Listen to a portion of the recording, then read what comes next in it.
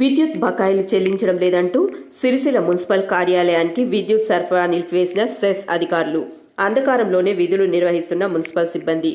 విద్యుత్ సరఫరా లేకపోవడంతో నిలిచిపోయిన కంప్యూటర్ ఇంటర్నెట్ సేవలు. సెస్కు 4,58,90,000 రూపాయల విద్యుత్ బకాయి ఉన్న సిరిసిల్ల మున్సిపాలిటీ డిసెంబర్, జనవరిలో నోటీసులు జారీ చేసిన స్పందించని మున్సిపల్ అధికారులు. దాంతో విద్యుత్ సరఫరా నిలిపివేసిన సెస్ అధికారులు.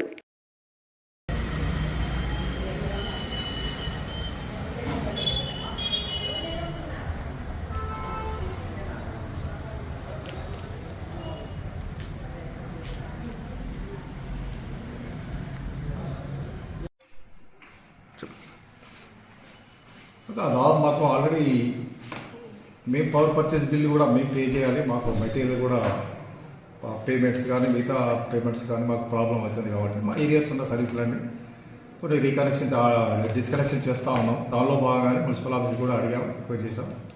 వాళ్ళు కూడా మాకు అమౌంట్ రాలేదు కాబట్టి డిస్కనెక్షన్ చేసాం. చేసిన వెంటనే మున్సిపల్ కమిషనర్ లైన్లోకి వచ్చేసి పేమెంట్ చేస్తామని ఒప్పుకున్నారు. వెంటనే మేము రీకనెక్షన్ కూడా ఇచ్చాం. మున్సిపల్ ఆఫీస్ దాదాపు 4.5 కోట్లు మాకు డ్యూ ఉంది కాబట్టి మేము డిస్కనెక్షన్ చేసాం. మిగతా భాగంగా మిగతా ఆఫీసులన్నీ కూడా అడగమని చెప్పాము.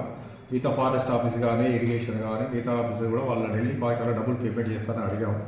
వాళ్ళు రిక్వెస్ట్ వాళ్ళ రెస్పాన్స్ని బట్టి వీ విల్ టేక్. ఎందుకంటే మార్చిలో ఫండింగ్ వస్తూ ఉంటుంది. ఇప్పటి నుంచి వెళ్ళి చేస్తే మాకు కావాల్సిన డ్యూ లాస్ట్ 1-2 ఇయర్స్ నుంచి వెళ్ళి ఆ పేమెంట్ అట్లే డ్యూ అయిపోయి అక్యుములేట్ అయిపోతున్నాయి కాబట్టి మేము మా మెయింటెనెన్స్ కూడా మేము కొనడానికి కానీ మా మెటీరియల్ మేనేజ్మెంట్ కూడా చాలా కష్టమవుతుంది కాబట్టి మేము డిస్కనెక్షన్ అనేది ఫైనల్ రిసార్ట్గా రిక్వెస్ట్ చేసుకుంటూ డిస్కనెక్షన్ కూడా చేయాల్సిన పరిస్థితి ఏర్పడుతుంది.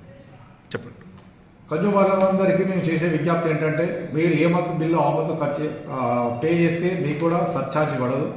ఒకవేళ మీరు పే చేయకపోతే ఎవ్రీ మంత్ 2 రూపీస్ చొప్పున మీకు సర్ఛార్జ్ పడుతుంది. అవన్నీ అమౌంట్ అంతా అక్యుములేట్ అయిపోతాయి కాబట్టి మీకు అది రెడ్యూస్ చేసేది కూడా పరిస్థితి ఉంటుంది. కాబట్టి మీరందరూ దయచేసి రెగ్యులర్గా పేమెంట్ చేసి మా సంస్థ కూడా మేము చేయవలసిన పేమెంట్లు కూడా చేస్తే సక్రమంగా కరెంట్ ఇవ్వగలము. కావాల్సిన మెటీరియల్ కూడా మేము కొనుక్కోగలము.